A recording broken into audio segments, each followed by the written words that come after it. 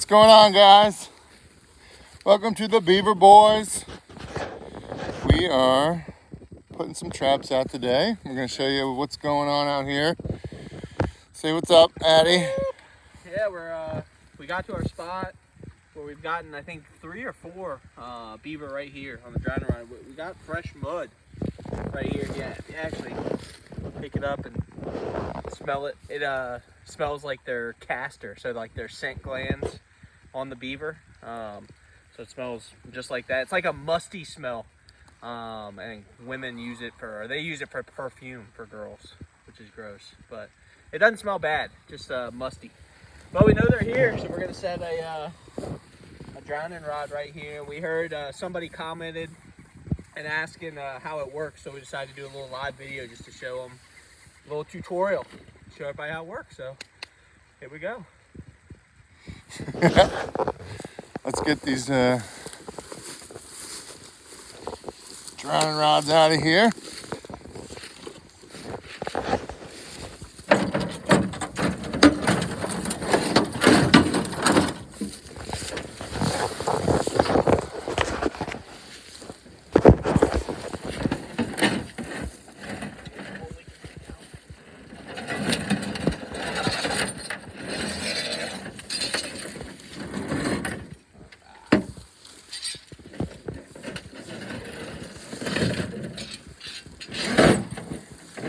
Alright, we got a few drowning rods to put out today, which will be good.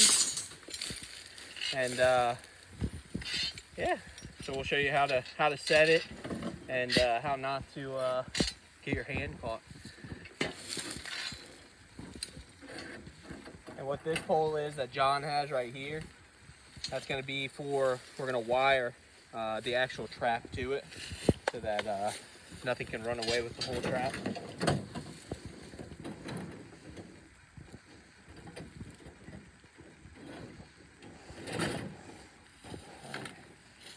Okay. Show them how to do this one.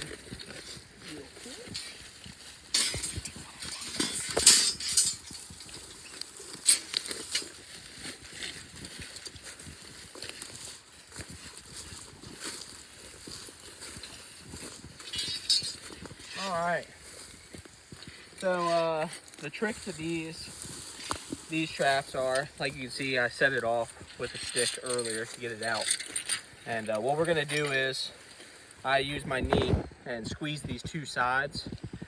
And it always helps to have 2 people. I have a tool that you can use to keep one side down, then do the other, put it down, but it's a lot easier with 2 people, and you'll see. So you use your hands, pull it down, and then John is gonna do that. So that way, if it does snap, if I let go, if I do that, and then it won't hurt his hands or anything. And he'll just barely put it on there, and boom. So now we are set, and it will snap.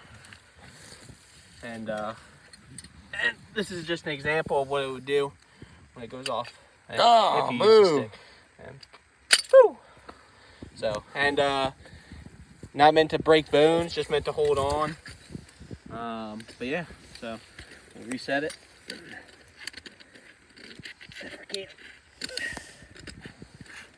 Golly, I did so good the first time. Yeah, some of these traps are really old.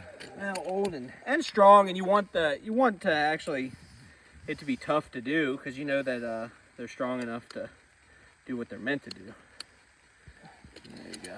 So we are reset. Pull it like that, and then come this way. We're gonna find a nice spot right on the edge of the water. I got the rod. Yeah, I'll bring this up. Oh, we gotta tell them what actually happens here. Yeah, so this is the part that I guess a lot of people, talk about. This nifty little guy right here will travel down the rod, but when the beaver tries to come back up, it won't come up. So they drown. So that is called a drowning rod. And just a reminder to all the viewers, these animals, it did cost this landowner $175,000 worth of damage. So these are nuisance animals. There's a lot of them. We got 11 from this pond just last year. 14. 14. We've gotten 4 or 5 this year already. Here, we'll show you. It's beautiful. Pretty big lake. It's a 14-acre lake. And it is nice. Great fishing too. But it was up about like 4 or 5 feet last year. Beavers were messing with it. So what John's gonna do now, or what I'm gonna do, find a spot right on the edge of the water and go barely in the water. Oh, well, you can't do that though. And John is going to be pushing this in the water. Funny story, not funny story, but a story. But it's important, it's imperative to push this down into the mud. Because yeah. a beaver can go down it and then pick it up if it's not in the mud, and that might have happened before. So John's gonna push it out there in the real deep water and push it into the mud. He's gonna put a trap in. Beautiful. And I wanna put that down more. That's up too high. Can you Yeah. You got it? Sweet. I'm yeah. not gonna just That's grab true. it. I'm setting John up for failure there. There we go. There you go. Cool, thank you. So, and that was just knowing what it's supposed to look like and look at it flat. And what we're gonna do is put it right down in the water. Barely see it.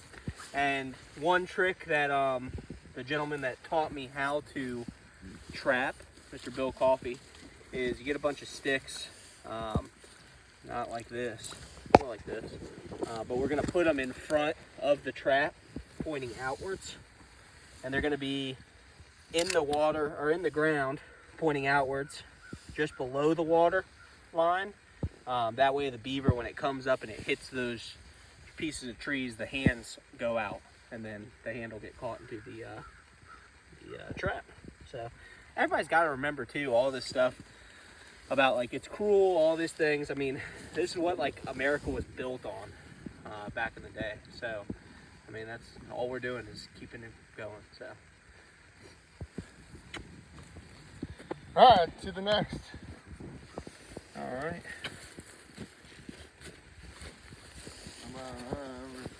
We got another, and what we're looking for, obviously those casters, and then we're looking for a runs, and you can go right up there.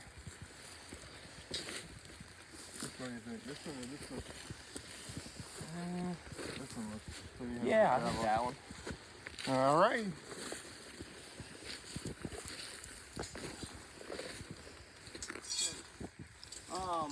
Another little trick that we did, I don't think actually this one. Well, we can try it. But another trick that I do, when we like see a bunch of runs and we don't know which ones kind of will work, I'll do this. I'll put a stick down in the middle of the run. I think you can see it right here if you get close enough. So I'll put a stick down in the middle of the run, and that just tells me the next day if there's something coming up and down it. It looks like they're still coming to the edge of it, so we'll give it a try. But try it out.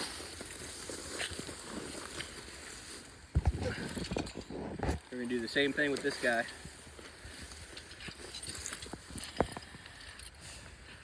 Tight. Whew, this is a newer trap.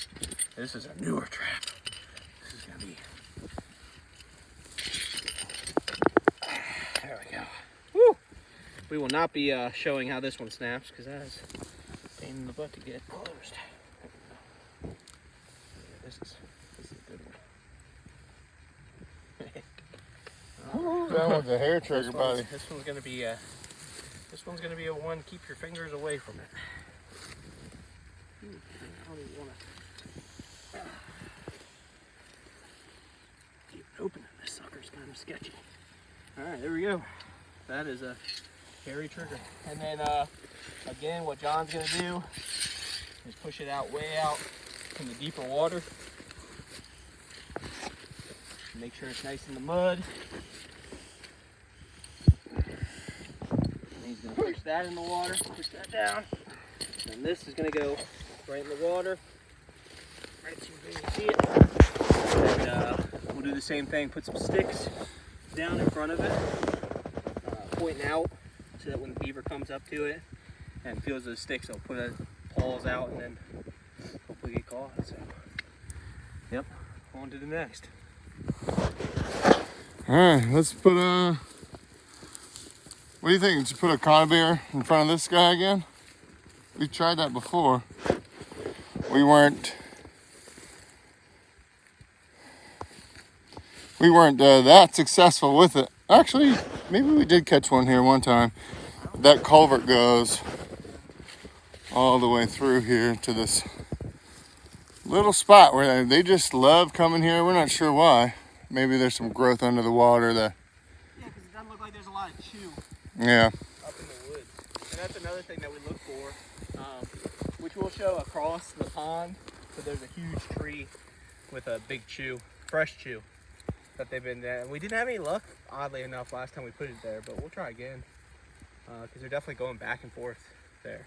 So, yeah, I'm just going to put a few more sticks here, right in front of the trap.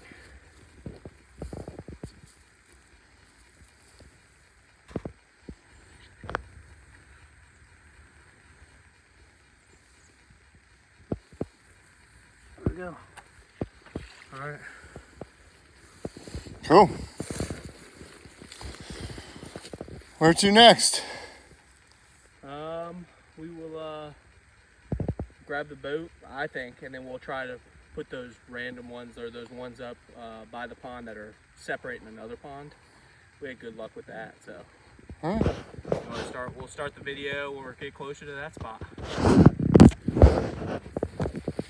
All right, guys. Thanks for tuning in. We will, I don't know, maybe we'll go live again. Yeah. We'll let you know. Thanks, guys.